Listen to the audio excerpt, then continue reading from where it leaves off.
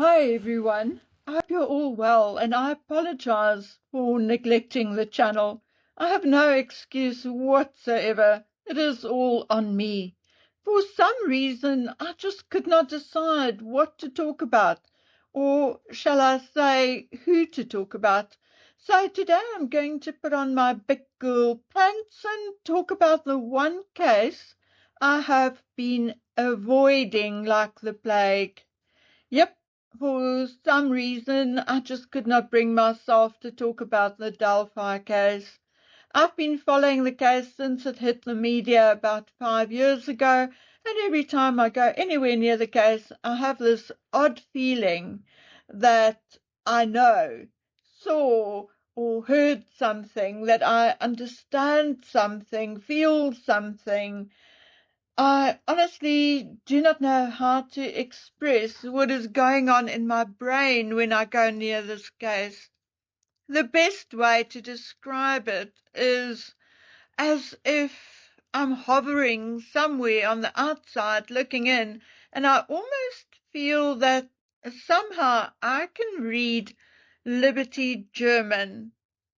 Now, again, I don't really want to talk about it, so let's just say that I feel Libby was a bit more mature, a little bit big for her boots even, of the two girls. I also feel that Libby was the fun one, the stronger personality, the leader of the two girls.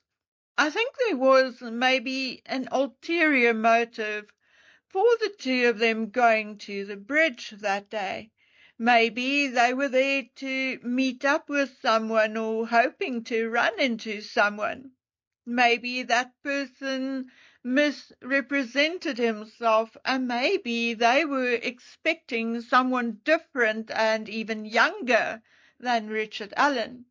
And yes, I'm saying Richard Allen because I personally think he did it. I do not believe that Richard Allen is the soft-spoken, sweet, shy victim that his friends and lawyer and wife try to portray him as. I don't think he was all bad either. Maybe even a good son to his parents, a good husband to his wife. It is very possible that an average good guy can have bad, even evil thoughts. A psychiatrist once told me, talking about a man's fetishes and fantasies, that it does not get better with age. It progresses and gets worse. Who knows what fantasies and fetishes Richard Allen had? It is possible that neither his wife nor his parents ever even knew about it. They usually don't, and that is why you often hear a wife or parent say the person could never have done it. Most humans, even those who never commit a murder or any crime whatsoever, live basically two lives, the real day-to-day one and the one in their head. For most people, it just remains a fantasy, though, one we may revisit once or twice a year. And it can be anything from being a world-famous opera singer to being someone the opposite sex desires.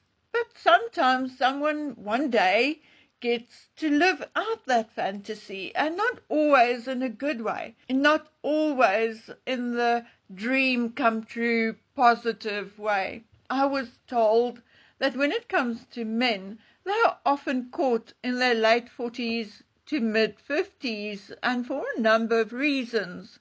Women are not the only ones going through a midlife crisis. Men do too. Sometimes these men had tried to make a fantasy come true earlier in their life, but as a younger man there were excuses made like, oh, he did not know how old she was, or she lied to him about her age, etc., etc. As an older man, however, these excuses no longer hold water. But because they went so long without getting into trouble, coupled with their midlife crisis, they become bolder until they are actually caught. Richard Allen was also not the quiet, shy guy everyone tried to portray him as. I saw a video of him playing pool in a bar and being quite loud and kicking up his heels. Quite the fun guy and not shy at all. In a video JLR posted, you can see him playing and doing some strange dance. And then there's also this video. I mean, he's not shy at all.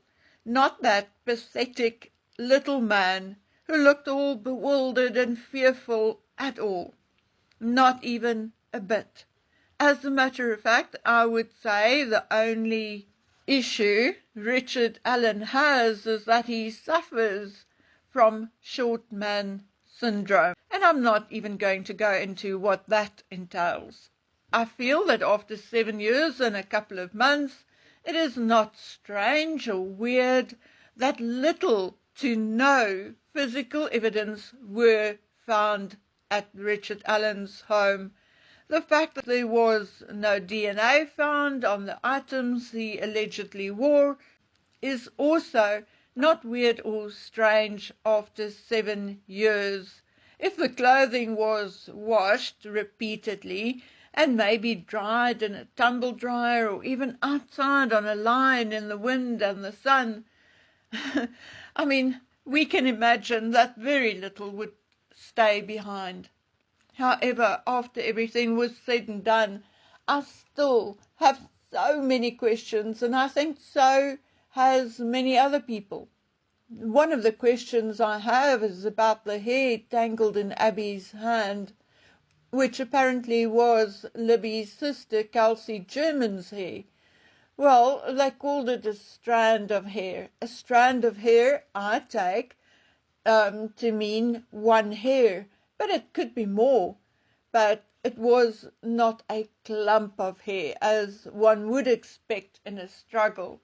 Yet, why did Abby have one of Kelsey's hair intertwined in her fingers, say, an hour or more after Kelsey dropped them off? We do, however, know that Abby was partially dressed in Libby's clothes, so there's the likelihood that the hair was transferred then.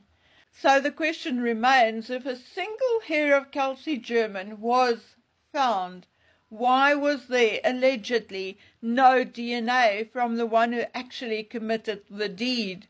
Or did they not look hard enough, taking into consideration that it was a rather violent act? It is truly hard to believe that there was no DNA. Regardless of it all, Richard Allen was there. It was likely his vehicle seen driving into the area on a traffic cam. Richard Allen, in my opinion, does somewhat resemble the first sketch. It was likely a bullet from his gun, which was found between the two girls. And then there are the 61 confessions to his wife, his mother, his psychiatrist, and others. It was the confession he made to his mother which got to me. In 99.9% of the cases, from childhood to adulthood, children, whether 6 or 16 or 60, are less likely to share secrets with their mothers. Richard Allen also sounded quite normal, calm and rational when he confessed to his mother. One of the biggest arguments against Richard Allen having killed Abby and Libby is that it is hard to understand how he could have done what he did and control 2 teenage girls. Well, it is not so difficult if you are a small man with a gun. No matter your size, the man with a firearm is likely to win. Besides, even if Richard Allen did not do this by himself, I have a gut feeling he did it anyway, with or without help. And then there are these supposed psychotic episodes of Richard Allen in jail. Well, I do not believe that either. I do not believe they were real. I do believe that he faked it. Proper psychosis or psychotic episodes do not suddenly start at 50, 51. Psychosis or psychotic episodes start in late teens or early adulthood, more or less, nearly always. That does, however, as I've said, not mean that it cannot happen at a younger or older age. It can, and then as part of another or different or other disorders and illnesses. For instance, older people with neurological disorders could be at a higher risk for psychosis. It is, however, very rare for a person younger than 17, 18 to be diagnosed with psychosis or schizophrenia, but it happens. So if we talk about neurological disorders, we are talking about dementia, strokes, multiple sclerosis, Parkinson's, brain tumors, head injuries, etc. So does Richard Allen have any of those conditions? Not that I know of, not that had been mentioned. Younger people diagnosed with psychosis likely has a condition like epilepsy, cerebral palsy, spinal cord injury, Bell's palsy, or contracted meningitis. Does Richard Allen have any of these conditions? Not that I know of. Look, people under severe stress and sleep deprivation have confessed to crimes they did not commit. But Richard Allen did not confess to killing Libby and Abby while being interrogated. No, he did so in phone calls to his wife, mother, and psychiatrist months after he was first incarcerated. So no, I do not believe Richard Allen is innocent. I think he did the crime. Now the question is, will he do the time? I guess we will have to wait and see. I am, however, rather anxious about tomorrow because although it is the last thing I'm hoping for, I think there's a good likelihood that we are going to get a hung jury. Anyway, guys, let's hold our horses until tomorrow. Thank you for joining me, and I'll see you again soon. Bye.